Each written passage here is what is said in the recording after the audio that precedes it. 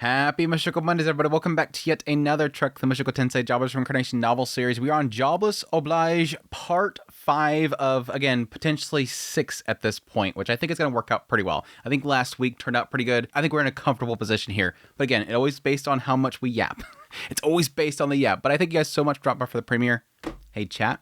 Hope you guys are doing well. Hope you guys had a great week. Hope you guys have a great next week after Mushoku Monday. But yes, greatly appreciate you guys' support, your kind words, all that stuff. It means a great deal to me. Last week we had a super from Suvro. Thank you so much. Roy's Moist with a whole bunch of supers as usual. Thank you so much for your ongoing support. And then during the live stream we had a super from Just a Mew. It's like, it's one of those usernames when I see it, I'm like, okay, cool. And then later on when I have to say it out loud, it's like, okay, hopefully Justice Mew is how it's supposed to go. But thank you so much for the support. But yes, with all that said, I don't really have anything to go over from last week. I think it was pretty much straightforward. I'm really excited to get into this next week, see if it's in fact Rudius that's involved, or if it's, I don't know, Kalman II, or if it's all in Sieg's head. It's going to be all in Sieg. Maybe it's Pax. Man, that'd be a twist. It's all Pax. Pax did it all. But anyways, let's get right into it. Chapter 12, now, Father. I guess it might be Rudius. I respected and admired my father. I thought he was a true ally of justice with incredible strength. It's a misunderstanding there. He does good things. I'm not giving him enough credit. He did a lot of heroic things in order to, again, protect his family. As I grew older, I learned the truth. My father wasn't what you'd call an ally of justice, but that didn't make my respect for him fade. I think this is an interesting thing to sort of really analyze about Rudius. Again, I just joked about it and I confirmed it as well at the end. He's technically doing everything he does for his family.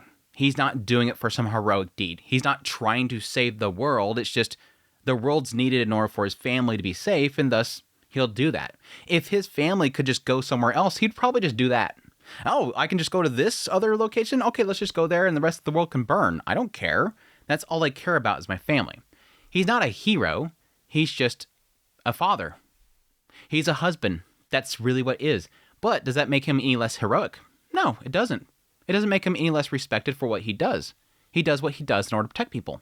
That's all that matters. Most people aren't out to save the world. Most people are just hoping that they can just survive the next day and, again, protect those around them. It doesn't make him evil. It doesn't make him selfish. If anything, it only grew stronger. For the sake of his goals, for the sake of his family, for the sake of those he needed to protect, my father could cast aside his pride and even bow his head to those he despised. I believe the vast network of connections he'd managed to weave across so many places was a testament to his character, broad-mindedness, and relentless effort. Yeah. And again, I do kind of respect his willingness to be patient with a lot of people during a lot of the people that he spoke to in order to make those connections for Orsted. There was a lot of people that he probably had to put aside a lot of his pride. And granted, he's not... Let's be truthful here. I don't think I've ever seen a moment where Rudius had pride. Rudius, I mean, he's had his moments where he acts goofy or silly or whatever, like the whole situation with, you know, the prince up in the north where he was trying to give the guy a little bit of a boost to go after the princess. Like, there's that whole thing there where he's literally trying to give somebody a boost and thus he's acting like this villain character. But I don't really remember many moments where suddenly Rudius is full of himself. In 99.999% of the cases, he's going to be downplaying himself. He's going to be talking himself down. Rudius is not somebody of pride. That's not something just anyone could do. My father wasn't some idealized ally of justice, but a realistic, hardworking man, and he produced results. I haven't seen him in action recently, but whenever he appeared in public, he always seemed so confident, so dignified. He looked truly cool to me. He's hiding his real self. Ha ha ha ha ha ha ha ha. That same father of mine was now laughing. I guess it is him. He stood with his feet firmly planted at the top of a high, stair-like platform, laughing loudly. He looked incredibly confident and imposing. I am the leader of the Shadow Legion, the knight hiding in the dark shadow of the moon, the evilest villain around here, Moon Shadow. Did he get it backwards this time? He declared something utterly ridiculous and laughed. He did not look cool. I guess I technically did just shoot myself in the foot by bringing up the fact that Rudius did that whole thing where he acted out like being this villain in order to help this guy get with this princess to boost his confidence. And all last week I was talking about how there's no way Rudius went through all this effort for him And now he's literally doing this. But technically back there, he was doing it specifically for Orsted. He wasn't doing it for his boy. I don't see this. I don't see Rudius doing this. I literally don't. I just literally don't. Because why I say that, it's not because I'm trying to be down on Rudius more than necessary. It's just more of a fact of I've never seen him do this. Like, we've never really had a time where he did some elaborate thing in this long period of time to set up for something for the kids.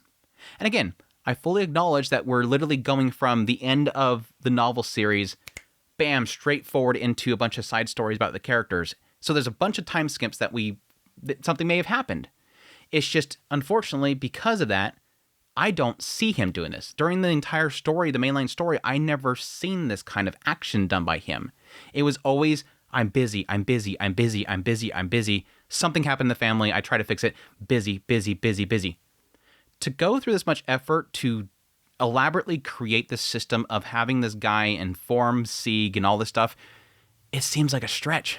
But we might find out this is a reason why he's doing this much. He sees something in Sieg. He's trying to help Sieg somehow, and thus it requires doing this. Or it could be that Orsted told him to do it. After leaving the tavern, I followed the map and walked through town. The map labeled a place as the secret base of the Shadow League.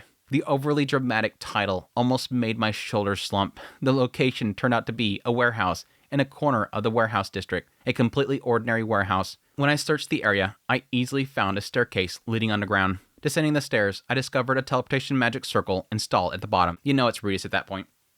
It's like, who else is installing teleportation magic circles? When I stepped onto it, I was transported to a stone building that was clearly different from before. It was a dark place that resembled a dungeon, with candlelight flickering here and there. The atmosphere felt like a setup for a final showdown. Probably my master's idea. Thinking that, I walked down the hallway. My emotions were complicated as I walked. What would my father say to me? Would he scold me, or something else? One thing was certain, his words would be harsh. But what would be the very first thing he said to me? How severe would those words be? No matter how much I tried to imagine it, nothing came to mind. I don't know, with something this cheesy, I don't think he's doing that. This seems like a lot of confidence building. If Rudius was looking to reprimand Sieg for doing something wrong, I think he would come straight to him, or he would send the wives to go to him. They would go straight towards him, because that has to be stopped. When you're doing something wrong, you have to stop it immediately.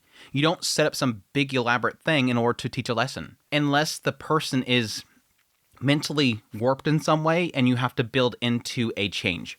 If there's something really messed up in there, there's a trauma or something that you have to break down first before you can build up something new. Other than that, you're just going to go directly to the person. This feels like this is something where he's trying to encourage him. I think this is something he's doing to build up to encourage him to find value in something. Part of me wanted to run away immediately. Why was I here? Why had I come this far? Despite those thoughts, my feet carried me onward until I arrived at what looked like a grand audience chamber. A tall ceiling was supported by 6 pillars, with torches near each one, lighting the room as bright as day. At the far end of the room, there was a raised platform like a throne room dais. At the very top of the steps stood a huge relief sculpture. It looked like a skull with horns, a cheap and obviously evil design. In front of that relief was a stylish chair, and seated on it was a single man, my father. He wore a black mask and a black cape, but there was no mistaking him. Beneath the cape, I glimpsed a gray robe, the same one my white-haired mother had chosen for him a year ago, and under that robe he wore that armor. It was a suit of armor that couldn't be scratched by anything less than a Sword Saint strike, and it amplified the wearer's physical abilities many times over by channeling their mana. Its name was Magic Armor. Because the mana consumption was so immense, there could be only one person in the entire world that could wear it. Only one person? That's why he received that title. I could think of at least 2 people. That was why he came to be known as the Mage King, Rudius Greyrat. Ha ha ha ha ha ha. When my father spotted me, he stood up and laughed. I am the leader of the Shadow Legion, the knight hiding in the dark shadow of the moon, the evilest villain around here, Moon Shadow. After all my anxious thoughts I'd had about what his first words would be, those were the first words he had. It was harsh, far too harsh. The fact that he's making fun of you right now, the fact that it feels like he's making fun of you right now, it hurts so much. Doing this kind of thing myself was fine. Honestly, when I acted like this, I even thought it was cool. But seeing my father, the man I respected, doing it was just painfully awkward. It's totally like whenever... It's like when your parents do the whole like joke that you're currently doing with your friends, the new in fad thing, and it just completely ruins it. Like for all the kids out there right now, an older person saying 6'7", hey kids, 6'7", suddenly it ruins it. Suddenly it ruins it. And it's not cool anymore because dad's doing it. Gross. Yo, dog. My father was over 40 years old now, and yet here he was doing that. Ugh. I felt the image of my respected father crumble to pieces. Okay, I'm sorry, I gotta stop here. This is the first time you've seen Rudius do something cringy? Again, they all have a fear of him. Fear and high respect for him. Either they're not seeing it, or he's never, like, having fun with them. Like, I had plenty of times growing up when my father would do something goofy. And it was like, oh, wow, that's dad. He's being goofy right now. He said something silly. He giggled about something stupid and dorky. The dog farted and he laughed. And I go, oh my God, my dad, who's normally like super strict and everything, is suddenly being goofy. This is the first time Reese has done something goofy? You never seen him have Chris on his shoulders running around going, choo choo or something like that? You know, there goes a plane. Something like that. You never seen him having fun with the kids? Yeah, it's weird. The father who stood beside Lord Orsted, giving wise and intellectual advice. The father who traveled across nations in Lord Orsted's stead, fiercely negotiating with powerful rulers. The father who, when enemies appeared, obliterated them with his magic. The image of my father was being shattered, pulverized, ground to dust before my very eyes. Again, either he's never seen it or he's never seen his father do anything goofy or fun.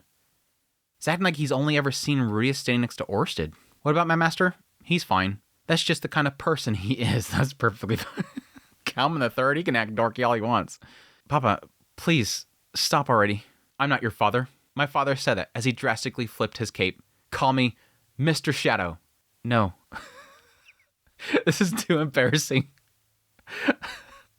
Wait, the note here says... The note here says that he legit says, I am not your father. Like in the Japanese, he's literally saying, I am not your father. Okay, that's dorky. I'm sorry. How would he understand what he's saying then?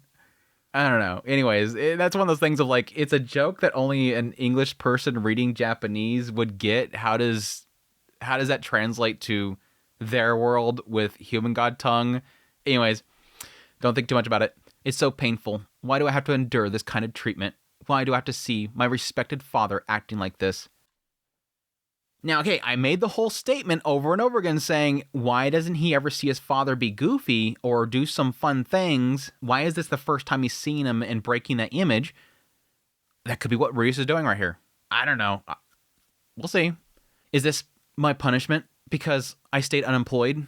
Because I wasted away without getting a job or getting married? Because I bullied the weak while pretending to be some kind of ally of justice? Is this why my father ended up like this? Papa. So you are Moon Knight, the one who's been rampaging around our territory lately. To think you made it this far. Papa, please, that's enough. Why are you trembling like that? Are you afraid of me? Please, just stop already. Watching you do this, honestly, it's so painful and embarrassing. I can't bear to look. I know what I did was wrong, so just stop, please. My father froze at those words. Painful? Yeah, honestly, it's really hard to watch. I see. My father's shoulders slumped in dejection. Now you know why he never does this. Now you know why he never does this. Why doesn't Rudius ever have fun with his kids? Because he feels terrible when it fails. He's never going to do it ever again now. If Chris ever wants him to play his hero, no, I don't want to do that. Everybody says it's embarrassing. My father's shoulders slumped in dejection. Then he removed his helmet. Beneath it was, of course, my father, Rudius Grey Rat. I had half hoped that there was a different face hidden underneath the helmet, but that fragile hope was completely crushed. Why are you dressed like that? Because you've been avoiding me. I figured it would be better if I hide my identity. Avoiding him. Yeah, that was true. I've been avoiding my father this entire past year. Even now, I wanted to run away, though for a different reason entirely. I think if Rudius wanted to talk to him, he could easily find him. You could outrun this boy. If that was the case, you should have hidden it properly. Well, if he didn't recognize me as Papa, I'd be so sad, I'd probably puke. So that's why it's this half-hearted disguise. So unlike him. Well, I guess if Papa has disguised himself properly, I don't think I'd be able to see through it. Papa's really good at disguises, you know? Because of his work, my father often uses disguises. I've never seen it myself, but I've never heard of him failing because his disguise was discovered. What about my master? I asked just in case. Honestly, I had suspected my father would be here. Still, I thought I'd face my master, Inazuma, before meeting my father. So that's what he meant. He was talking about the fact that he had to hurry up and get there and get in disguise. I kind of assumed it was going to be one of those cases where he was going to expect that Inazuma would be like the mini-boss, and then he would then go fight Rudius. Not that I had any reason to fight him, but my master is the kind of person who would want to do that sort of thing. Alec, huh? He's not here. What happened to him? And also, please stop talking like that. When I told him that I didn't want anyone interfering with our conversation, he kindly stepped back. Oh, I see. Maybe my master initially planned to fight me, but after our conversation earlier that day, he must have decided that it was enough. He probably knew I needed to talk with someone else. With those words, he must have realized there was nothing more that he needed to say to me. So then, since you went through all this trouble, you must have something you want to talk about, right? When I said that, my father gulped and his eyes darted nervously around. Like, even at this point, he still acts like he's a new father. Well, Sig, I know you probably don't want to talk to me, but your mom and the others told me to. And, well, it's not like I'm trying to pressure you or anything. And if today doesn't work for you, we could, reschedule for another day. Papa, please, try to act a little more dignified. I respect you, you know? You do? Yes, I respect you ever since I was a kid. Damn! It's like Rudy's is there like stumbling over himself and his boy's like, Dad, straighten up. Please. Dad, please. Act like a dad. Act dignified. Straighten up your spine. Even to this point, he's in his 40s. His boy is like in his late teens. At least 18 or 19, I think, at this point. Rudy's has been fathering kids for over 20 years at this point. And he's still cowering at the thought of his son rejecting him and getting upset with him. He's afraid of his kids running away from him, even to this point. It's crazy. When I said that, my father looked away, completely dumbfounded, like he hadn't even considered the possibility. But all of us Grey Rat children more or less respected him. My eldest sister, my older brother, my younger sisters. Only Lara probably feels something a bit different from respect, but even she doesn't look down on him. We all respect our father, each in our own way. I see. You respect me, huh? So, you have something you want to talk about, right? Yeah, that's right. I have something to talk about with you. Then, since this really isn't the right place, let's move somewhere else. When I said that, my father nodded. You're right. It's better to have somewhere we can sit. Let's go. He flipped his cape dramatically. Please stop it. Oh, okay, yeah, let's go somewhere else to talk. Yeah, that's fine. Yeah, let's go. Hit it one more time. One more time. One more time. Please stop it, Dad. After that, the two of us retraced our steps and head to the tavern, the Drunken Goblin. Anywhere would have been fine, but my father chose that place. He said it should be somewhere I was familiar with, where I wouldn't be too nervous. The place was packed, but as soon as we entered, several of the goblins inside shrank back in fear and left. They were afraid of my father. If it weren't for today, I probably would have been one of them. My father claimed the table in the very back. Then, with a slightly tense waiter, he ordered some simple food and alcohol. Sig, you can drink, right? I can, but I haven't had a drink since graduation ceremony. Then have a little. If it's hard to talk, it's okay to borrow a little courage from alcohol, yeah? My father was sitting across from me, chugging down beers. I just expected that next, like, chug, chug, chug, chug, chug. You need a little courage sometime to talk, and I need a lot of courage to talk to my kid. He just downing stuff like crazy. Anyway, sorry.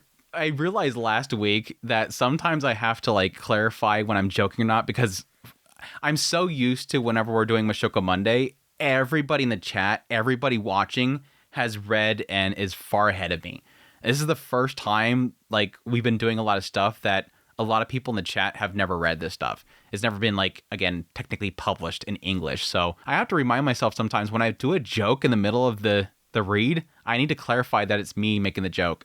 Like last week when I made that joke when they were at the graduation ceremony about Rudius, him never talking to him for another 3 years, that was me. That was a joke I made. Anyway, sorry. My father was sitting across from me, just the two of us. It was nerve-wracking. I couldn't remember the last time I had a one-on-one conversation with him like this. So sad, dude. It is so sad. No, that's not true. It has happened a few times. But sitting down like this, so formal and serious, was different. It seemed my father was just as nervous as I was. He couldn't seem to calm down. Was he about to say something difficult? Again, He's afraid of his kid rejecting him and hating him. The two of us sat in silence until the food and drinks arrived. Well then, cheers. My father raised his cup and said that. Cheers to what? Anything's fine, right? That's so vague. Cheers. We clinked our cups and took a gulp. It didn't taste very good, probably because the alcohol in this place was cheap ale. Not bad. The food and the drinks. Papa, you eat way tastier stuff every day, don't you? Mom's cooking is delicious, but I don't get to eat it every day since I'm away on business trips so often.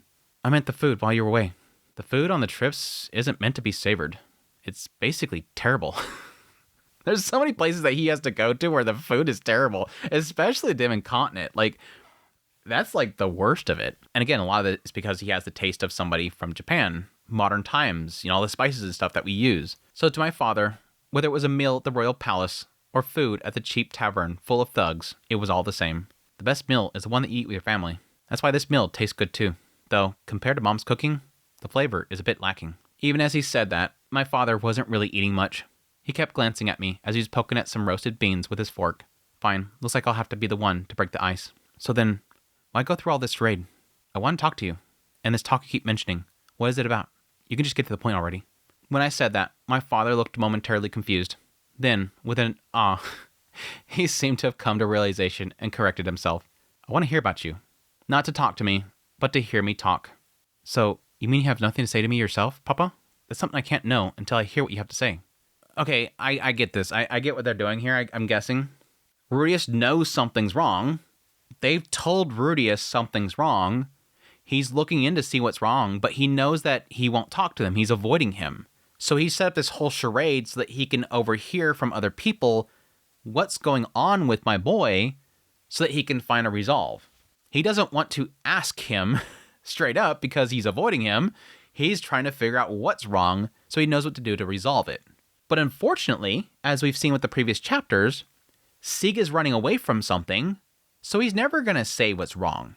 He's never going to tell somebody what's wrong, because it wasn't until literally the end of the last chapters that we went through that he finally connected that he was running away. He thought he was an ally of justice until he was talking to his master, and then he realized, I'm beating up people because I'm running away. I'm taking my frustration out on the weak. I don't want to admit that I ran away from father, my responsibilities, job, marriage, everything, and I'm making up an excuse. So it technically makes sense that everything that Rudius has done right here is logical. I don't think it would be the way that I would go about it. It's way too complicated. Just go to him. You can catch your boy. Rudius overthinking things and going about things in extremely roundabout ways. Big shocker, right? Does that mean my father doesn't care about my current situation at all? The opposite. Not marrying Sariaru, not taking any kind of job, just wandering around all day, then beating up criminals in the middle of the night, living like this. Papa, is that because you no longer have expectations of me? I mustered my courage and asked him directly. My father looked at me, bewildered. Yeah, I kind of expected that. As if he didn't even understand the question. Maybe he wasn't taking me seriously, since his right hand and his mouth kept moving as he absent-mindedly crunched on beans. Why do you say that? Why, you ask? Does he want me to say it out loud? Papa, you wanted me to marry Sariaru, didn't you? That was what you were hoping for, right? I did think it'd be nice if you did. I don't think that's a really good thing to say, Rudius. Again, because he's going to misunderstand it, I don't think it's a good thing to say. I mean, I can see it being a thing of, yes, you're going to have a great life. You'll be in the palace. You're going to have everything set for you. My father said that as he gulped down his ale. Aren't you going to ask why I didn't marry her? Why didn't you? Sariaru is a good girl, right? She's got a big chest, and she's Her Majesty Ariel's daughter. So she's probably amazing and Papa. Stupid. How would you know, Rudius? Wait. How do you know how good she is in bed, Rudius? Is this a cot moment? Cot? Wait. Why does Rudius know this? Wait. Wow. Hopefully the wives aren't over here. Hopefully specifically, Sylphie specifically didn't overhear this conversation. Sorry. So why not? Do you dislike her? The reason I didn't marry her is something I've thought about countless times over this past year. Over and over again. I don't dislike her. I think she's a good friend. But with Sariaru, how should I put it? We just don't click. When it's just the two of us, the conversation doesn't last. And the silence feels suffocating. I think even if I got married, That suffocating feeling would just continue. That's why, when I imagined being married with her, I just can't picture anything good. In short, it's impossible. I can't marry her. Sounds like an excuse to me. Excuse? My father said that and crunched on some beans. He's right, of course. These are nothing but excuses I came up with afterward. Well, isn't that fine? As I was thinking that, my father said, there's no need to force yourself into marriage. He said that so easily, so casually. And here's the sad thing right here is, again, Sieg has been suffering over this for the past few years. He's been suffering over this, thinking that father's going to be angry at him.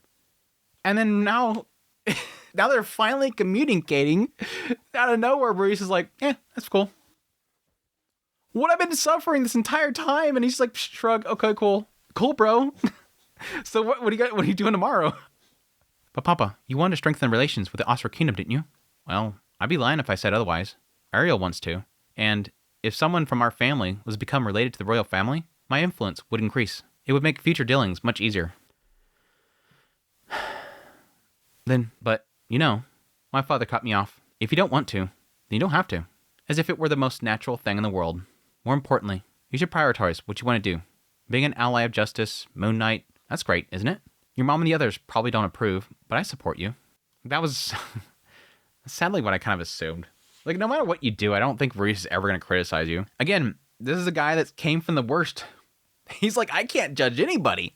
You could be the worst person in this world, and I'm not going to judge you at all because I've been at my worst. He spread his arms dramatically as he said that. I didn't read that next part.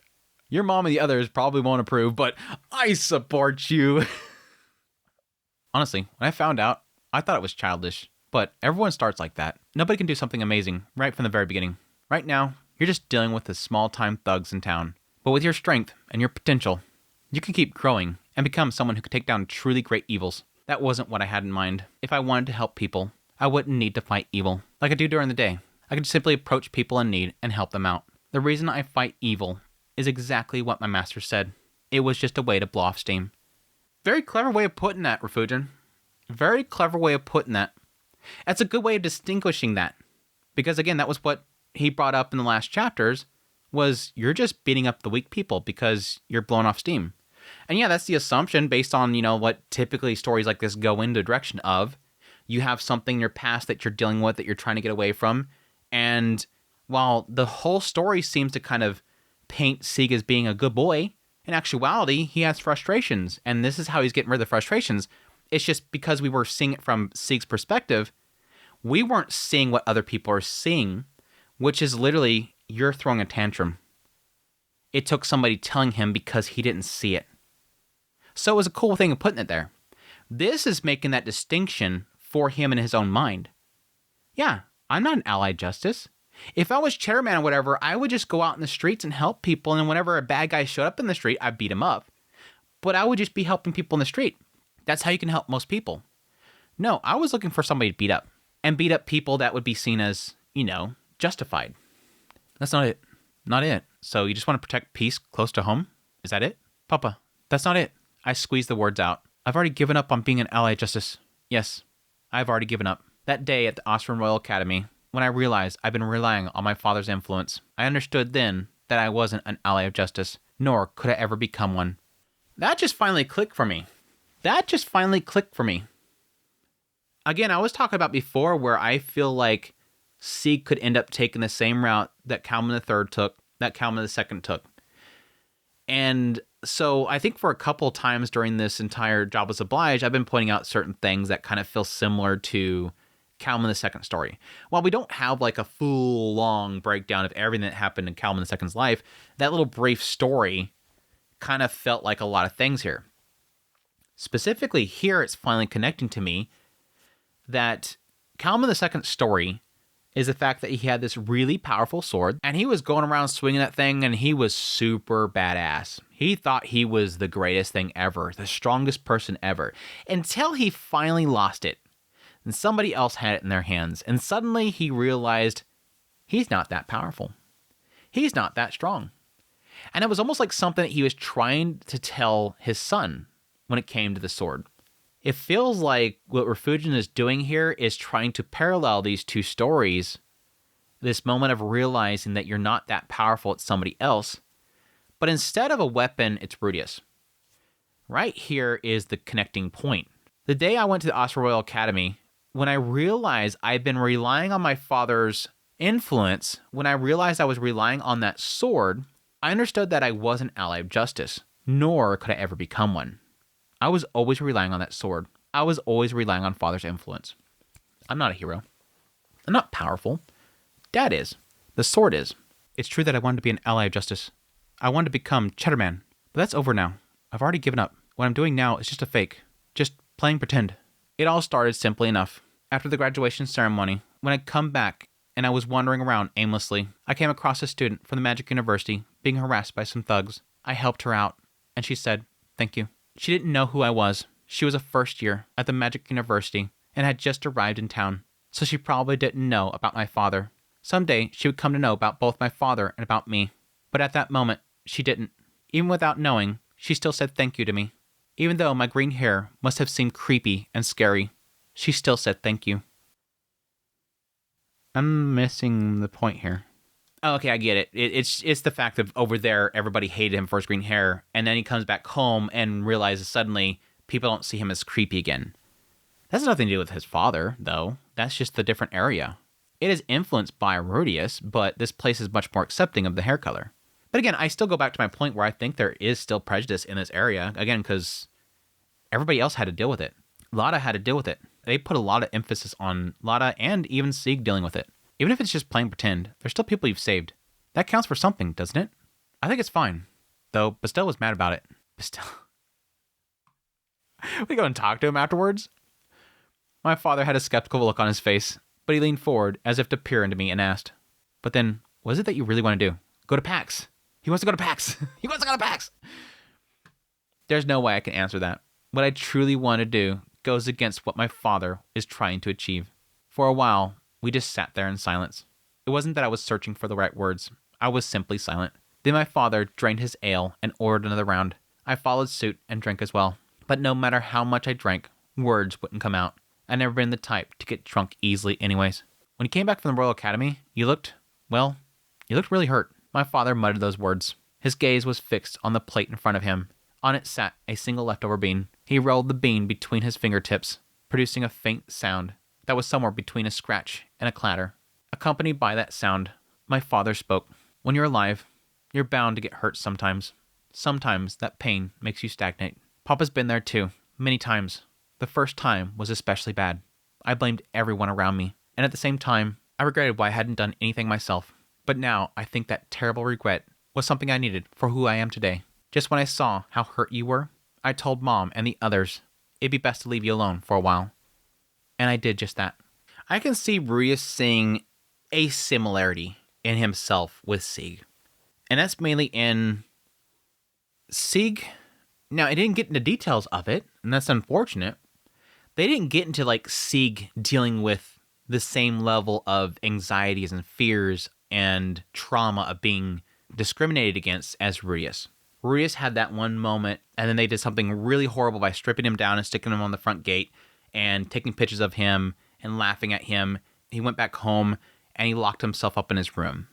What Rudius went through there was basically sexual assault.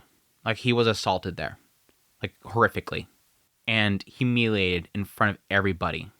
What Sieg went through is in a different realm. It's like they're both bad, and they're both incredibly horrific, but they're in different realms.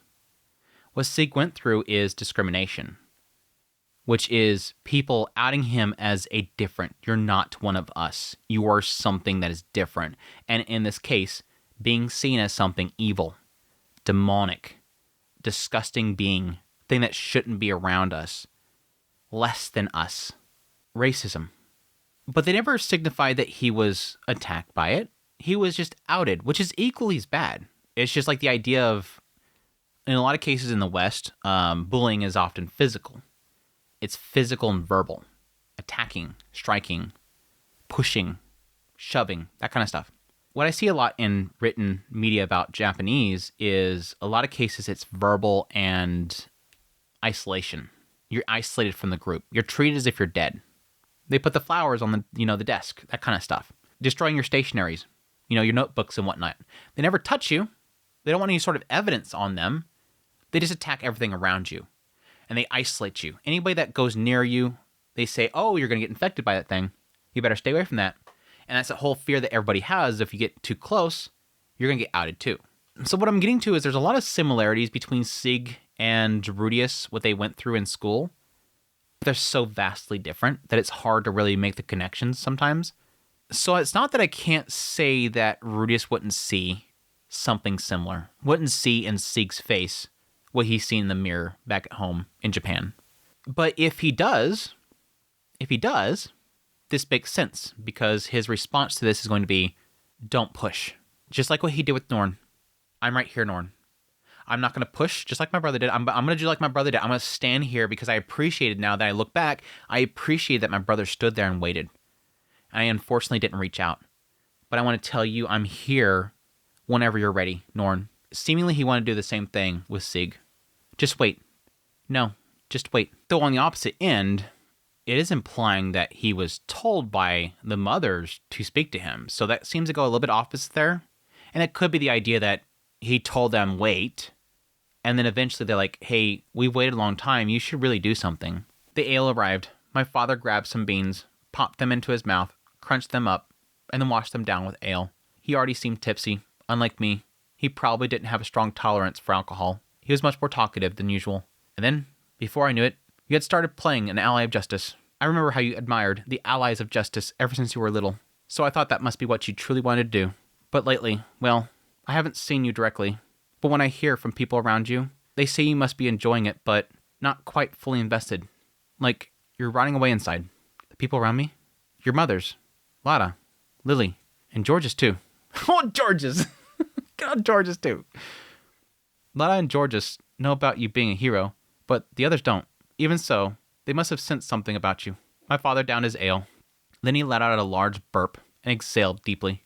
So that's why I came to you today, to listen to your troubles. Not to hear my story, but to hear my troubles. That must have been his real purpose. Well, that's what he said earlier.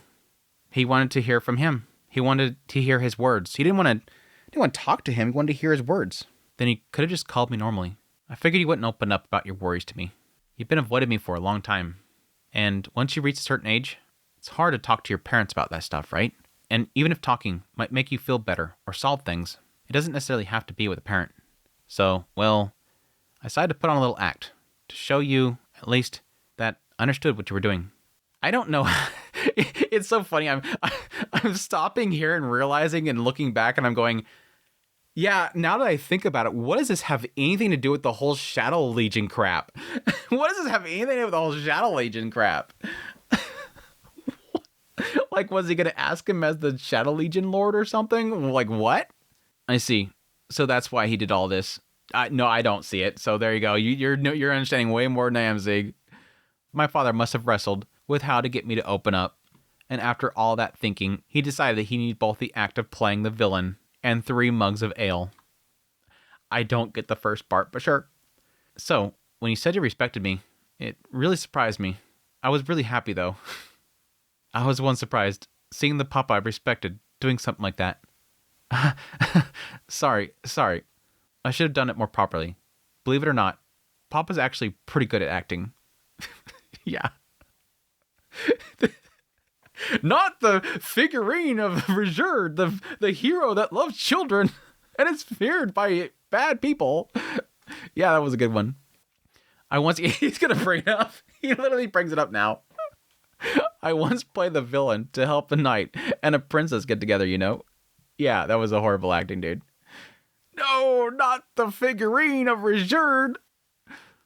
I remember that. The story about the knight Reinhardt and the evil magician Runuma. What? Ronuma? I don't remember Runuma part. Runuma, right? A nostalgic story. One of my father's heroic tales. A slightly silly episode. That was a pretty dorky episode.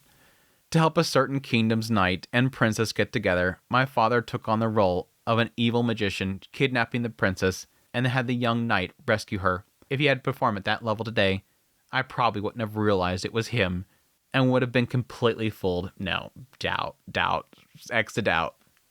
And so, my father once again rolled a bean around. Maybe it was a habit of his. Your troubles. My guess is that you have something you really want to do.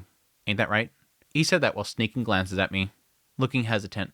Even after seeing him like that earlier, my respect for him hadn't changed. He's great, hard-working, strong, and kind. That's why I wished he'd stand tall and proud. And yet, why is it? The way my father looked now, for some reason, feels more relatable than ever before. Maybe I like this side of him the most. Yeah, it's probably the side of him that's being a father. Side of him that's trying to connect to his son. Communicating. Sitting down. Trying to be level with you. Yes. Will you tell me? I inhaled and exhaled. When I placed my hand on my chest, my heart was pounding. I was about to say something I had never spoken aloud before. To my father, something. I see it. I actually see it. For once, I see it. Something I thought I'd never tell him. I wanted to go with Pax. Go, boy! Then go, boy. Just go, boy. I said it. Pax, you mean to the King Dragon Realm? On the day of the graduation ceremony, Pax asked me to come with him. I wanted to. If he had given me a few days, I'm sure I would have gone with him. When I said that, my father's eyes widened. He opened his mouth as if to say something, but then, in a calm tone, he asked, Why didn't you go? Because it would mean betraying you, Papa. You want to strengthen your ties with the Austro royal family, right? But Pax is a man from the King Dragon Realm, and even within that kingdom, he's despised.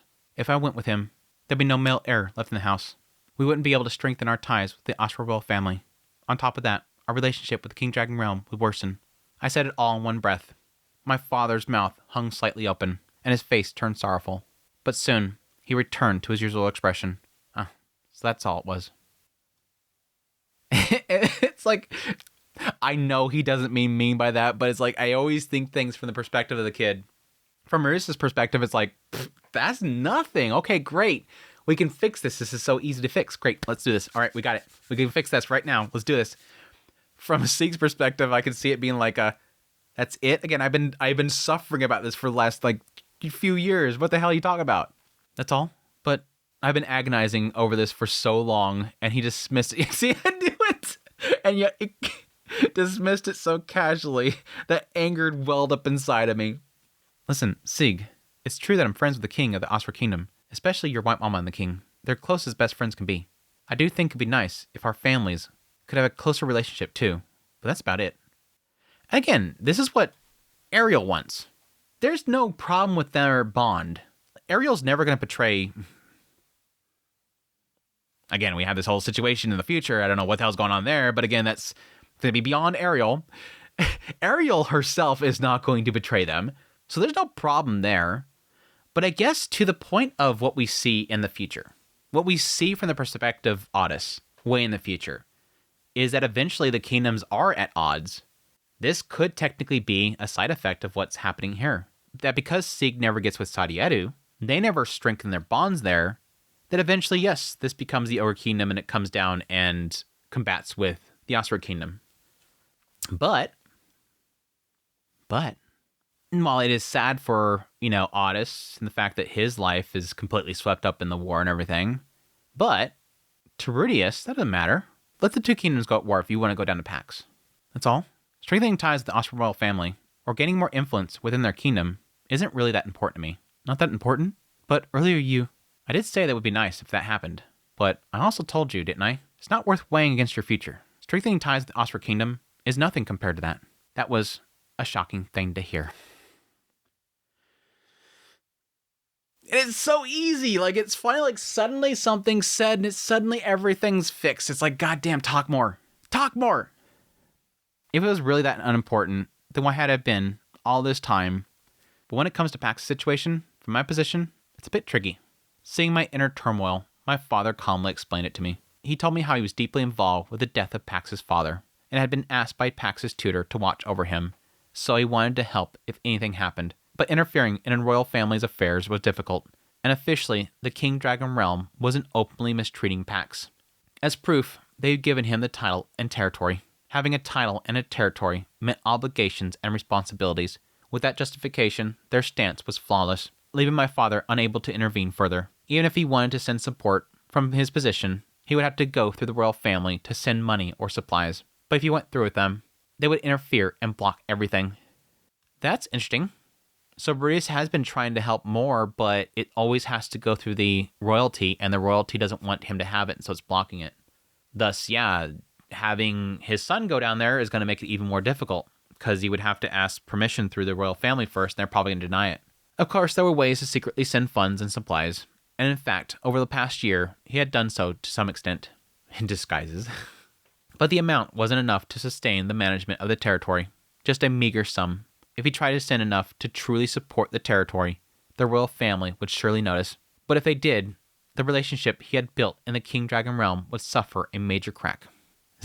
I'd get some gold and bury it inside of the mountainside, and then act like he mined it up. If only I acted before it came to this. But before I knew it, everything had been so thoroughly prepared. I suppose I relaxed too much after the fall of the Kingdom of Sharon, even though I knew people were willing to kill someone just because they considered them a hindrance. After explaining all that, my father looked straight at me. But my reluctance to interfere, that's purely from my position. If you, as a friend, wanted to rush to his side on your own, that's a personal matter. No one would say no. In fact, if you want to go to PAX, that would be a huge relief to me. Sig. Yeah, son. Go ahead, boy. Dad, all right, I'm going. Yeah, let's do this. Nobody's stopping nothing now. Nobody's stopping nothing now. I don't see any reason to stop anything now. This is full on steam ahead. It took all this crap just to have it happen. That's odd, though. Honestly, that's kind of odd. Because I thought that he'd run into some sort of issue. There's going to be a problem if you go down there. Because they're going to see that it's me. I'm getting involved. They're going to see one of Rudius Grey Rat's sons who is strong going down there. This is going to be a problem. We're going to have to ask for permission. We're going to have to notify the royal family. They're going to have to approve of this or whatever. No, you're good. He just literally say this whole story. And he's like, but if it's you, you're good. Okay, sure. I won't complain. Ah, I see now. It's the same. To my father, marrying Sadiaru and helping Pax are the same thing. Oh my god, damn, dude, it's not that simple. It can never be simple. I literally said how simple this is now. We're good to go. Nope, Sig misunderstands it. To my father, marrying Sadiaru and helping Pax are the same thing. If he wanted to, my father could have said, go help Pax. But he didn't. Just like he never said, marry Sadiaru. He didn't want to use his authority as a father to burden me with the responsibilities I didn't want to bear. But are you really okay with this? Truly? I asked again, wanting to be sure. My father nodded, as if to say, of course. Yeah, but even so, I can't give you large-scale support. Even if you're my son, that won't change. That's not what I meant. If I go, won't the King Dragon Realm say something to you? Even if it's a personal choice of mine? I'm technically a North King, of the North God style, you know? Well, maybe a little.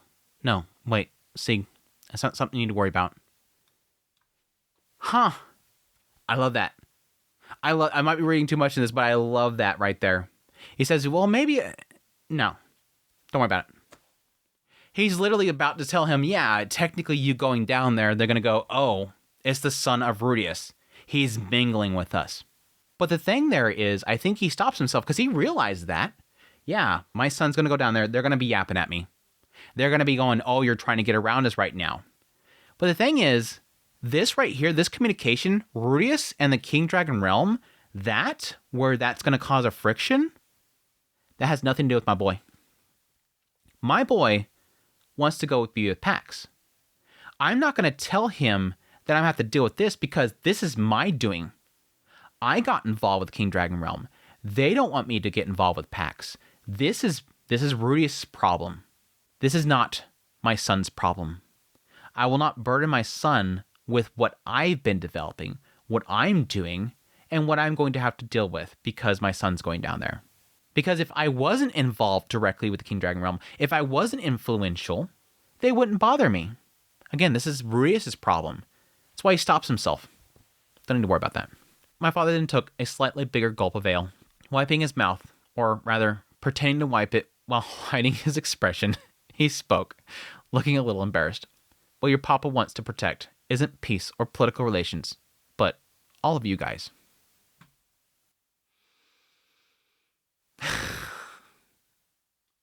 wish he would show it more. I wish they'd seen it more. I couldn't fully grasp the meaning of those words, but I understood the general idea. Don't worry about what your papa thinks. If it comes down to it, you can even become my enemy. I don't want to be your enemy, Papa. Of course, becoming enemies wouldn't be a terrible thing, and I like to avoid that, but still. See, even right there, it's kind of implying the idea that, yes, technically it's going to cause a problem with King Dragon Realm, and that could technically make them enemies.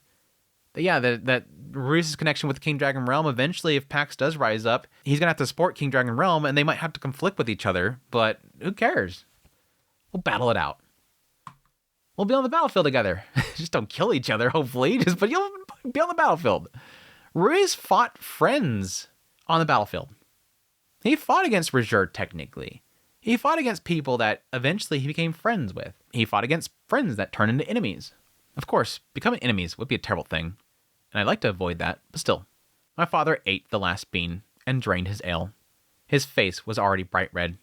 If you spend every day doing something you don't even want to do, and then, one day, you hear that Pax has died, you regret it for the rest of your life. You won't be able to recover from it. That kind of regret is far worse than becoming my enemy. I don't want you to be unhappy, because that would mean I failed to protect you. God damn it, dude. Now suddenly Ruiz is talking. This is just like Redundancy 3.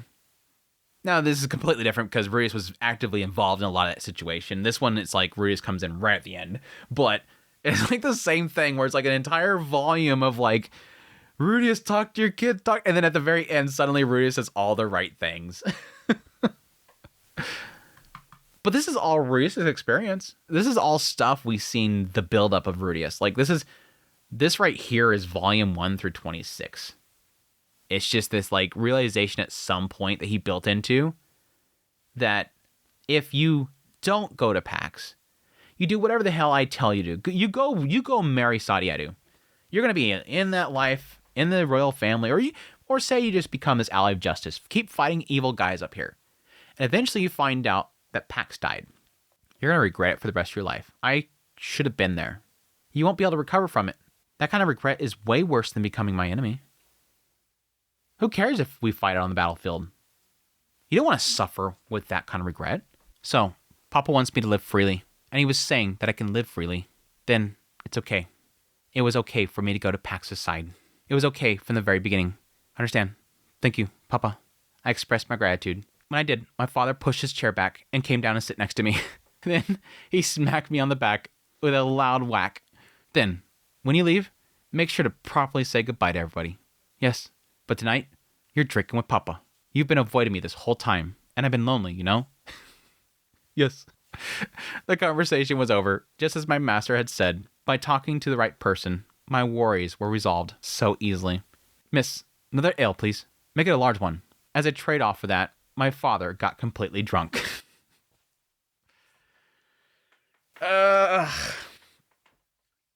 It sucks. Again, there's like these stories about his children are just nothing but misunderstandings, and then realizing that their father wants nothing but them to do whatever they want to do. Because again, he does not want to even remotely get close to dictating what they do with their lives. Even though they all think that he wants to dictate their lives. He doesn't want to dictate any of their lives. At least he's willing to admit that, yeah, it would be easy if you just went off and married that kid, but I don't want you to do what you don't want to do. Parents are always going to struggle with what they believe is best for the children and what the children want. It's always going to be a struggle for them. That night, my father kept drinking ale in extremely high spirits. He drunkenly rambled how cute my mothers were, sang songs I didn't understand, shouted loudly, groped the waitress, and got yelled at. Oh my gosh, he's going to get in trouble. And when closing time came, and when he left the bar, he suddenly puked right in front of the entrance. I tried to cast detoxification magic to sober him up, but he stubbornly refused. All the way home, my father stayed in an incredibly good mood. He threw his arm around my shoulder, his face red, and sang a song. It was a theme song of Moon Knight. He told me to sing along, so I did, loudly, without a care about disturbing the neighbors. Seeing my father so wild and unrestrained was unbelievably uncool, embarrassing, and disgraceful. I never imagined he had this kind of side to him. If I had seen him like this all the time, I probably never would have respected him. That's pretty shallow thinking. That's pretty shallow thinking. Whatever. Okay, sure. Again, it's just odd that he's never seen this side of his father ever. It's like Rudius never drank at home. Doubt. But why is that? It was the most I'd ever liked him. It wasn't cool at all. And yet, somehow, that's how I felt. You're seeing the true side of him. You're seeing what is beyond that veil that has been placed upon him. You guys have this big curtain that has this heroic painting on it. And you're finally drawing the curtain and seeing the real him sitting in a chair. Sup? Oh, that's right, Sig. When we got home and stood before the gate, my father suddenly spoke to me. I'll answer your first question now. He pulled me close, his alcohol-laden breath washing over me, and whispered softly, do your best. I'm expecting great things from you. Yes, feeling refreshed and at peace. I nodded. Was that the question where he was asking that he no longer expects anything of him or something like that? Surprised he remembers a freaking question. That's kind of one of those silly moments of like, only because you're writing this out do you remember that question. Yeah, Papa, is it because you no longer have any expectations of me? Then he said, why do you think that? Now we move on to final act, a grand victory, Moon Knight Forever. Chapter 13, currently departure. I think we'll probably get like halfway through this chapter and then call it a Mushoku Monday, but we'll see.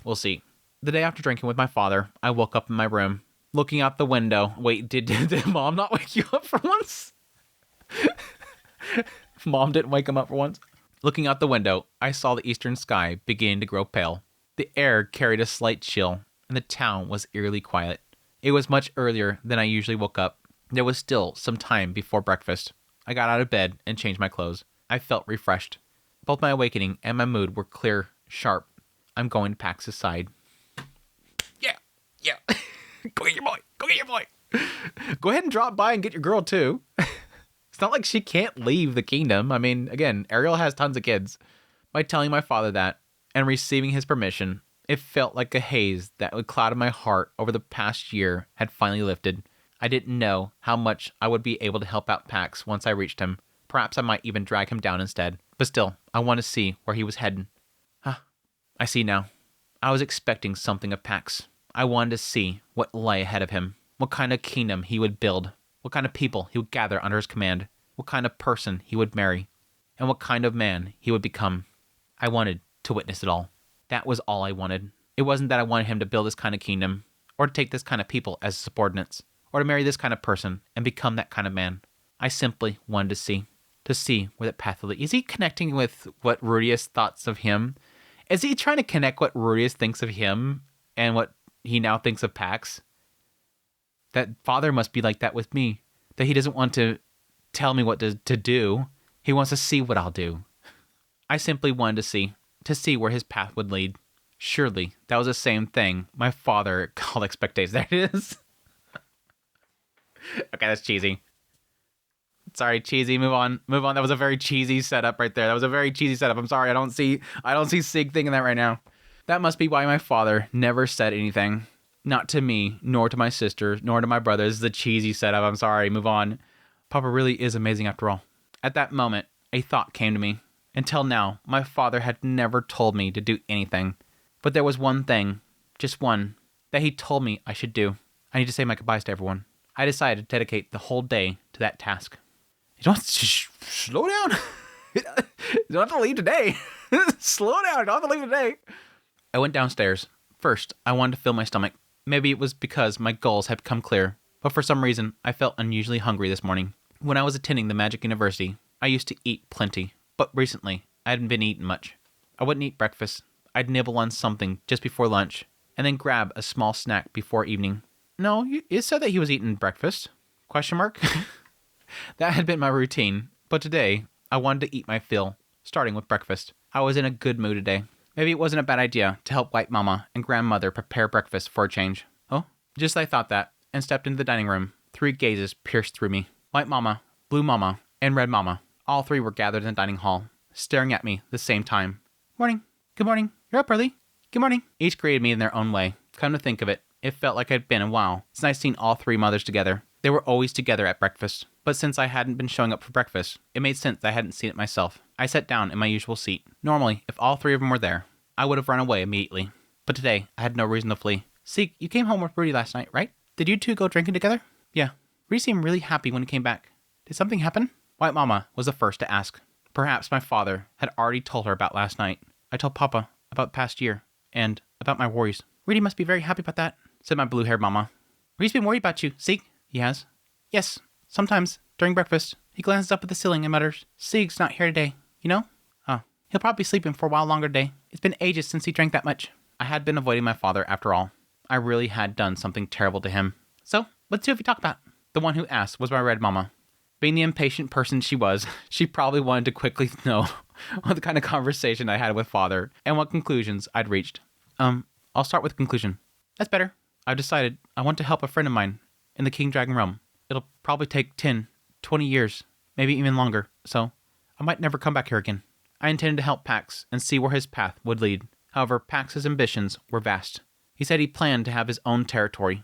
Eventually, he even wanted to become independent and turn it into his own country. That wasn't something that could be accomplished in just 1 or 2 years. That's what I was saying. Like, this is a lifetime thing. Like, he can go like 60 years before they're even to the point where they can even stand on their own and even be able to declare independence. To build a town. A kingdom. He's going to have to build fortifications. He's going to have to build defenses. He's going to have to build up the population, a guard, everything to be able to declare independence. Otherwise, you're going to get stomped out. You have to have an army. That's going to take years. You're going to have generations build up. But again, he's also talking about the idea of buying up slaves and whatnot. He can bring up those people into there, train them up to be the guard, etc. Basically, him dealing in the trade, buying up people and bringing them in there, turning people who were, battered and bruised in slavery and turning them into military people. Build them up strong. Basically allows him to speedrun to the point where he's able to defend himself. That wasn't something that could be accomplished in just 1 or 2 years, 10 years, 20 years. Perhaps even Pax and I would die before that dream is complete. I see. My mothers all wore lonely expressions, especially White Mama. Her lips were pressed tightly together, and she looked on the verge of tears. The one who appeared the calmest was Red Mama. I was about to say something, then I read the next line. That friend is one you want to protect, isn't he? Yeah. You made a big decision. Do your best. Red Mama said that with a smile. She's like, Rudy, got somebody to protect. Go do it. It felt like it had been ages since I last saw her smile like that. Lately, she had always been frowning. Of course she had. I'd been stagnant all this time, but my Red Mama had always taught us siblings that protecting someone is important. The conclusion I reached was in line with her teaching. So, in the end, you've decided not to marry Sariedu then? The one who asked that was Boo Mama. To that question, I answered, yeah, I think Sariedu and I are better off as friends. I feel bad for Boo Mama, since you went so far as arranging a matchmaking for me. No, it's fine. I've always told you, haven't I? Live freely. If this is the path you've chosen, then just walk it. Boo Mama said that and also smiled. She had always taught me, live freely. And if there's something you don't understand, ask someone. I hadn't been following that teaching lately, but at least I was able to go to my father and ask. And the path I'd chosen was, ultimately, the way of living I wanted for myself. Yeah, similar to Edis. Very much so like I would think Roxy would kind of see things. Do what you want to do, but don't be afraid to ask people. Don't be afraid to seek knowledge, basically. Sometimes somebody can have the answers that you're not able to find. It'll feel lonely without you around, Sieg. White Mama looked like she was about to cry. She was my real mother. My eldest sister, who married into the Holy Kingdom of Millis, and I were her children. Once I left on my journey, both of us would be gone from her side. Even when I was a jobless, useless freeloader, White Mama came to wake me up every single day. On work days, she always prepared and served breakfast for me. As I said, he always ate it. He acted like he never ate that. She always said, wake up, the food's in there. And he'd go in there and eat, and Edis would look at him and say, what are you doing today? On work days, she always prepared a serving of breakfast for me. When I came home from playing Ally of Justice, sometimes she'd stay up and welcome me back. And he caught it. I said that same thing. She was waiting for him. She was waiting for him to come home. Mom, back in the Astral Kingdom, I made my first true friend. That's why I want to help him. Sylphie knows that. Sylphie gets that right. Sylphie gets that right. Sylphie, you've been through this before. You had nobody back in Buena Village. And then Rudius came along. and he wanted to do anything to get back at his side. Sig's the same way. He had no real friends. When he was here, everybody was treating him special because of Rudius. He went over there, everybody treated him horribly. Till he met Pax. Yeah, I understand. When a friend is in trouble, you have to help them, after all. White Mama wiped away her tears and smiled. Ever since I was little, she had constantly told me, make friends, never bully the weak. My admiration for allies of justice came from my father's stories about Cheddar Man, but maybe the reason I thought Cheddar Man was so cool was because of her teachings. She obviously looked up to a Cheddar Man back when she was young. That's how it is. So I'm going. I looked around at the three of them and said it once again. Thank you for everything you've done for me up until now. At those words, White Mama could no longer hold back and burst into tears. Red Mama and Blue Mama looked satisfied, but seeing her cry, they panicked and hurried to comfort her. There's no need to cry, is there? This is Sig's departure. You have to smile and send him off. In response to them, White Mama said through her tears, I'm happy. I'm happy Sig is able to... I'm happy Sig is able to move forward properly. She's been worried this whole time. Like, this entire year, she's worried about her kid. Feeling a bit embarrassed by those words, I waited for Mother to stop crying. Finally seeing her kid move forward. After that, my mothers went all out preparing breakfast for me. Even Red Mama, who normally never cooked, joined them in the kitchen. Things blew up. During breakfast, I also told my grandmothers that I'd be leaving soon. When they heard about my decision, both of them gently patted my head. My father, with his bedhead still sticking up, watched all this with a big grin plastered on his face. At the breakfast table, only 2 people were missing. My older sister, Lotta, and my younger sister, Lily. It seemed the 2 of them had stayed overnight at their workplaces. Where is Lotta working at? I also had to properly say goodbye to those 2. With that in mind, after finishing breakfast, Lotta maybe still at the research facility that she has at the university. With that in mind, after finishing breakfast, I decided to head to the Magic University. Yeah, okay. This would be my last time seeing the Magic University. The school I attended to for so long, even after graduation, I kept coming back whenever something came up. It was a place filled with both bitter memories, but also ones that brought comfort. That was a place where you were standing tall, but again, he looks back at it not too fondly anymore because he realizes that it wasn't his true power. It was his father's power. I also don't get this whole idea of the constantly saying, this is the last time I'll see this place, the last time I'll see my family, I'm never going to be able to come back. You literally have teleportation magic. Like, can we acknowledge that we're no longer in the days of, like, when Rudius first came to this world, where he had to, travel for years? You just jump on a teleportation circle now. Don't act like you can't get around easy. As I walked through the corridors of the Magic University, I spotted a familiar girl.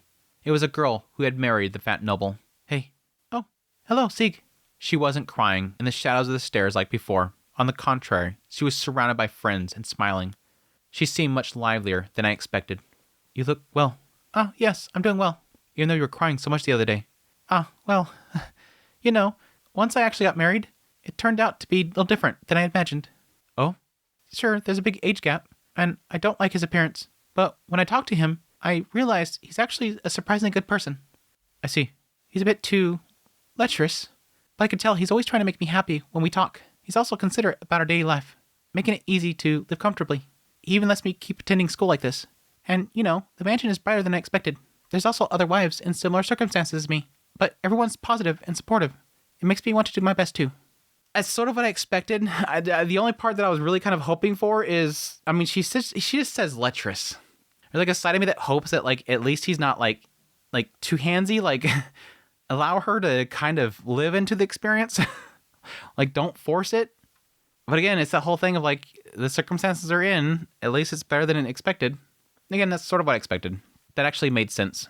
The noble had a sense of humor and never hesitated to use his wealth to help those he knew. He had a good reputation with both my father and my master. His only real flaw was looseness in his lower half, I suppose. He wasn't someone I should punch. Unless it's forced. It's not good to judge someone based on preconceived notions and assume they're a bad person, huh? Yeah, you're right. Before I head to PAX, I should apologize to him too. That's what I thought. I arrived at Lotta's laboratory. I gave a single knock. Come in. A familiar voice came from inside, but it wasn't Lotta's. Ah, big brother. Inside the room was Lily. She was tinkering with a magic tool as usual. In front of her, Lotta was slouched lazily in a chair. looking at a paper with a magic circle drawn on it. It's rare to see you here, Lily. What's going on? I came here today, and look, check this out. What Lily showed to me was something I had never seen before. It was mostly round, with a few angular sections. It kind of looked like a ball, but if you got hit with it, it would probably hurt. Several magic circles were drawn on the surface, so it was probably a magic tool, but honestly can't tell what it's supposed to be used for. Exactly. We don't know what it's used for. Isn't it amazing? I don't know what it's for. It's cool. Yeah. Big Sis Lotta found it at the market, but we couldn't figure out what it was used for, so we've been researching it ever since. Lily was incredibly excited. I didn't really get it. Still, judging by this, they must have been studying this mysterious thing since yesterday. Lily, did you skip work again? Nope, this is part of my job. She stated that firmly. I couldn't tell if she wasn't getting fired because she was a daughter of the Grey Rat family, or because she was producing good results. Well, either way, it didn't matter. Sieg. At that moment, Lotta, who had been slumping over, lifted her face. What'd you come here for? Her usual tone. Normally, I would have said I came to kill time. To say goodbye. When I said that, Lily looked at me with a puzzled expression, while Lotta's face remained as sleepy and expressionless as ever. Yeah, keep it short. Damn. Huh? Okay. Somehow, my sister felt a bit cold. No, she was the same as always. As usual, she seemed completely indifferent about me. It was a little lonely, I guess. I've decided to go to my friend at the King Dragon Realm. I probably won't come back. I kept it short. Lily's blank look shifted to a completely dumbfounded one, like she was hearing it out of nowhere. Well, I only decided yesterday, and told her today, so of course she'd be surprised. Yeah, stopping here, I get Lotta's expression because she probably thinks like a lot of us, reading this think. There's teleportation circles like right outside the town. We can go see him at any point. We're not seeing each other ever again. Stop with the theatrics like we're never going to see each other again. Literally, you're within an hour's walk away in most cases, depending on where if we can get it. Dad's going to get a circle place over there. Like, Lotta's literally thinking, if Dad don't put a circle near where you're going to be at, I will. We're going to come see you again. This isn't goodbye. Let's stop with this whole thing. Lily, I see being a little more struck by this because she's probably going to see more immediate loss, that he's not going to be right there. It's going to be way out of her way in order to go see him. And it seems like he is somebody that's always at her side and helping her out with things. And so she is probably going to see that as a lot. She probably really badly wanted to see him work at her side. In order to help him out, I thought that was a handout she was trying as well. Give him some sort of purpose. Get him away from the parents who are nagging him. But I think she likes him being at her side. What about becoming my assistant? Okay, she prays right there. That was never really a thing, was it? No, but Big Bro Sieg, you're strong. You can carry heavy things. You can ride horses, and you spoil me. So you're literally the perfect assistant. Wow, I was rated that highly. Thanks. I even told the head manager that I'd be bringing in a new recruit next year. What am I supposed to do now? She was planning this already. She already had the paperwork made. She already filled out his application form for him. Jeez, girl. What am I supposed to do now? I'm going to have to find somebody else. Mecha Julie. I keep saying it, Mecha Julie. How should I know? He thought. Just tell him it wasn't meant to be this time.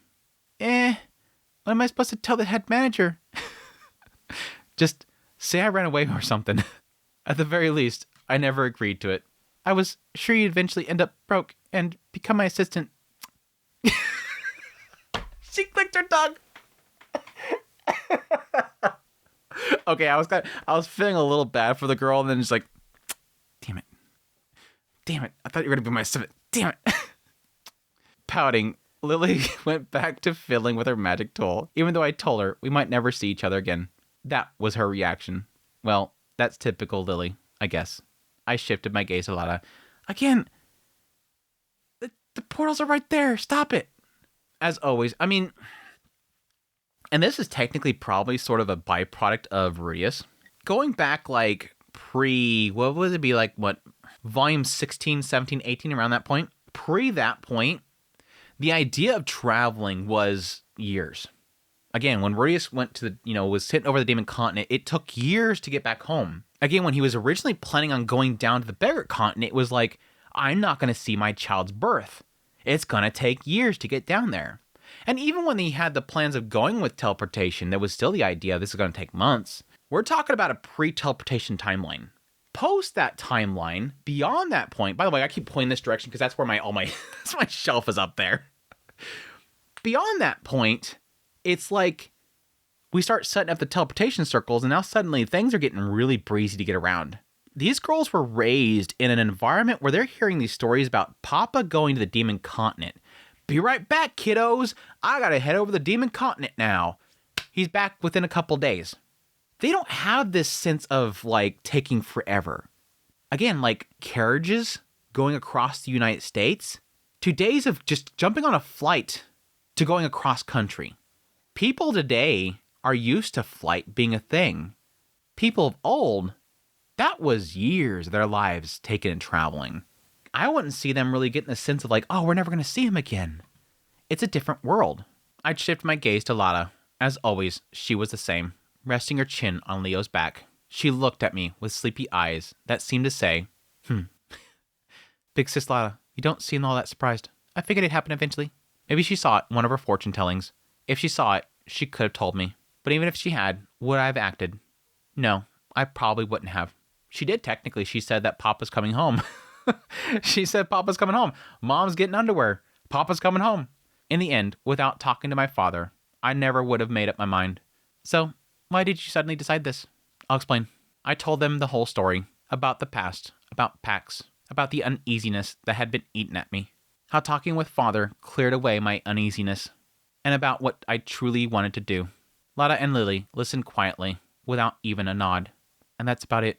I'm glad I talked to Dad. Until Big Sis Lucy got married, she always misunderstood him as well. But Papa's just too soft on us, after all. Yeah, he really is. Our father is soft on us. He is terribly soft. Up until now, I hadn't really understood that. Come to think of it, when my older sister got married, she had a talk with our father, and she looked very relieved. Maybe, like me, she came to understand his feelings at the same time. And, okay, news. Another update. News coming from another character in another timeline. Technically, again, in Nanahoshi Gourmet chapters, it implied that the decision to get married was already made, and then she came to tell Rudius they were getting married.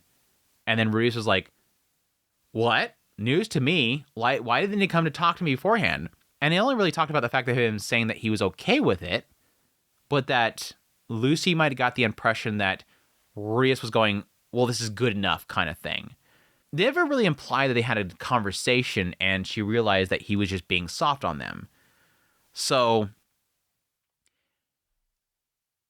this sadly only really tells me that just like Otis, just like Sieg, Lucy went through the same thing. It took until she gets married with somebody or makes some, this is my life going forward decision when she's getting into her 20s before she finally gets some sort of clarity from her father.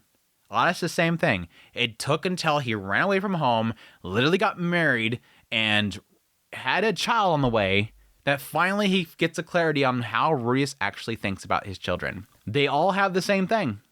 They all have a talk finally when they're literally about to go off on their lives. Anyways, are you not doing that anymore? That? She asked suddenly, and I tilted my head. Cheddar Man. All right. Lada knew what I've been doing. I won't do it anymore. You're not? In the end, it was just a way of venting my frustration. Cheddar Man, Moon Knight, an ally of justice. Sometimes I wondered why I even did that stuff. But looking back now, I think I just wanted to believe I was doing something meaningful. I wasn't doing what I really wanted to do. Nor was I doing anything I didn't want to do. But I wanted to trick myself into believing, no, I'm doing what I truly want. What are you talking about? Lily tilted her head and asked. Again, it's exactly what we kind of figured out by now. It's trying to run away from life. It's trying to get away from things and vent that frustration. And never really realizing until finally somebody tells you what you've been doing, you go, you're right. That's literally what I've been doing. Lily tilted her head and asked. Sieg was secretly playing hero, beating up bad guys while feeling all proud about himself. You put it that way. You put it that way. Come on. So that's why you were coming home so late at night. And now Justice, his name was Moon Knight. Pretty lame, huh? Oh, I've heard of that. He's gonna die of embarrassment right now. The head manager told us that if Moon Knight ever came to the shop, we should do exactly as he says, without resisting. Because nothing is more important than our lives. What does the manager think of him? I'm not a robber. Of course, I've never once demanded someone's life or their money or their goods. I just beat them up without question. Still, Mr. Zenoba doesn't seem like someone who'd done many bad things, but maybe he has some shady dealings behind the scenes. But I see. So, big brother, you were doing that kind of thing in secret. Well, yeah. You've been saying that you want to be a hero since you were little, and honestly, you've saved me plenty of times. So, it makes sense. She accepted it just like that. I feel more bad for Lily. Like, it's like Sylphie. It's like she's so happy that, you know, he found somebody to protect, and Edis is going, yeah, good boy, and all the moms are just happy about the situation. And again, even though they're a little upset. Lily, I feel bad for her. It's like, this is supposed to be my assistant. I'm gonna miss my protecting assistant. And yes, technically she needs to find somebody still. They're looking for somebody that will take care of her. She accepted it like that. It's true. I've helped Lily out a lot.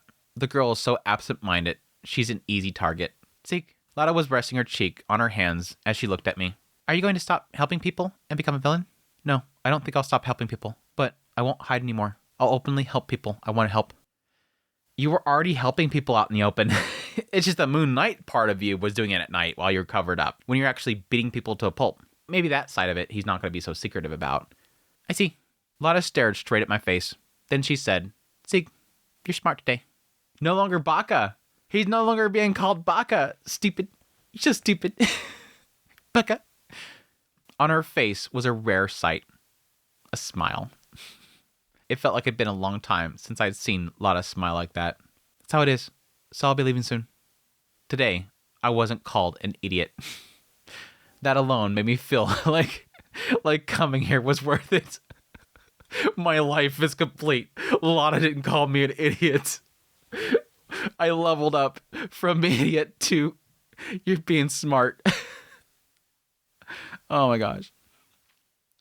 It felt like I'd finally been recognized. This is literally like, this is the pinnacle of the story right here. This is Jobless Oblige right here. This is the ending. This is the last chapter, by the way. This is the after story. This is the point in which everything meets an end.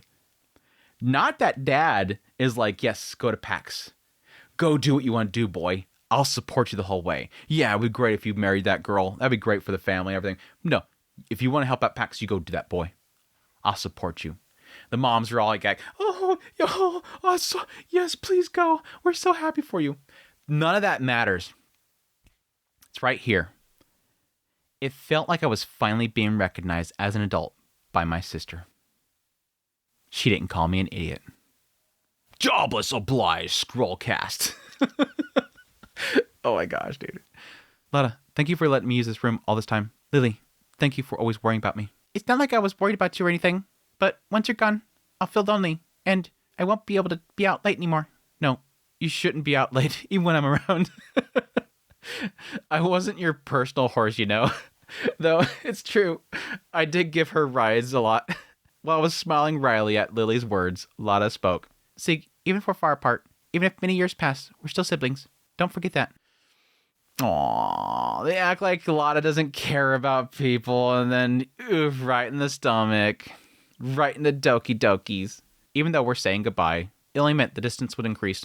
Our relationship wasn't going to change. 50 years from now, I might not be able to see my older brother Otis or my younger sister Chris anymore. But Lada, Lily, my eldest sister Lucy, and I were all long lifespan races, thanks to our mothers. Maybe even decades later, even if Pax achieves his goal, we'll still be alive. And even if not, no one knows what strange twists of fate may happen. It happened to me after all. One of my siblings could go through something similar, and when we get in trouble, we'll help each other, just like Lada helped me. No, she didn't really help me, but she somehow understood me. Stupid ending. It sounded like so prolific, and it's like, yeah, she didn't help me. That girl. Yeah, I know. When I said that, Lada nodded with a satisfied expression. And that is part 5 is not really the end of this chapter. It's just that that's the cutoff point. That's my cutoff point. We're stopping it there. The rest of the pages is equal to this one, and then I'll make a perfect final Mushoku Monday, and we'll wrap up Jobless Oblige. Next week will be the finale of Jobless Oblige. But that's a good stopping point right there. We got a good little clip point. He's going to go off to say goodbye to everybody else, and I don't know, we'll see him go see Pax? Question mark. I'm kind of curious at this point how we're going to wrap it up. Again, we technically have a whole nother Mushoku Monday to go with. It only kind of implies to me that we might get a story about him going to see Pax, and I don't know, potentially get like a jump forward. I don't know if we'll get like a Redundancy 3 thing where we're going to see like way into the future, and if the King Dragon Realm eventually comes down upon them and Sieg stands up and fights them off or something like that, will Pax fail?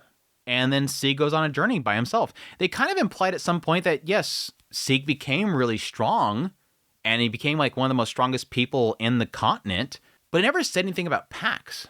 There's a good chance that Pax fails, and then Sieg just goes on his own. But then again, it goes back to my other theory. Will this eventually open the door to why the northern region goes into conflict with the Ashra Kingdom, and that could be tied in with the King Dragon Realm? It seems like a lot of conflict is happening in the south when we look at Otis's perspective in the future. I mean, there was technically conflict up there, but it was more the idea they all became one nation. I don't think it implied there was a conflict. They just all became one nation. But they were in conflict with Asra. What was the reason for that was the question mark. Does it have anything to do with King Dragon Realm? Did the Orsa Corporation at some point lose a lot of connections and trust between all these nations? Anywho, that all said, we're going to wrap it up there. Really good set of chapters. I really did like quite a bit of this whole segment. Again, a lot of it's frustrations around Ruius and communication to the kids. Again, having that moment where finally they say something to him and he finally says the right things, and then everything finally gets clarified and they're able to kind of move on with their lives. There is sort of a little bit too much of a pattern system here, but again, I think that is sort of equated to what Refuji wanted to do with Ruius' story, and the idea that these kids all at some point have to find that their father is kind of broken in that way. And at some point, they finally get that clarity from him. Otis, we've seen it happen. Apparently, Lucy had the same thing happen to her. And now Sieg apparently has it happen to him. Seems like Lotta, thankfully, was able to see it through Lucy, so she won't have to deal with it. There's a chance that Lily might eventually have to deal with that. Doesn't seem like she cares too much, though. Lily is like one of the rare cases where it doesn't seem like she really cares. I would doubt that Chris does either. So maybe we're past all that. Maybe beyond this point, they either know about it or they just don't need it. They don't need that push, that extra push. But we'll see. But going to see my boy go out to PAX. I'm excited for next week. I am honestly excited for next week. I want to see, hopefully PAX is still alive. Watch it cut to, I finally arrived and PAX was dead. Please don't.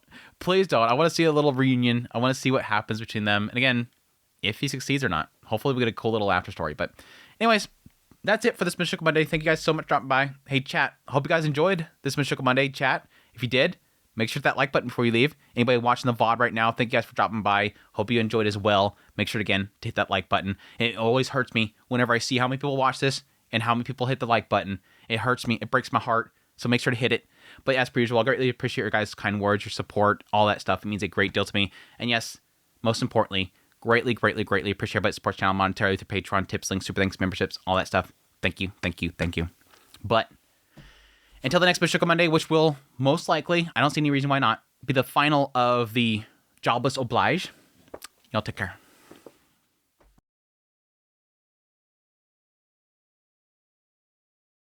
But even if she had, would I have acted? I arrived at Lotta's laboratory. I arrived at Lotta's lab. I can't say that. I arrived at Lotta's lab. I can't say that. Lotta's laboratory.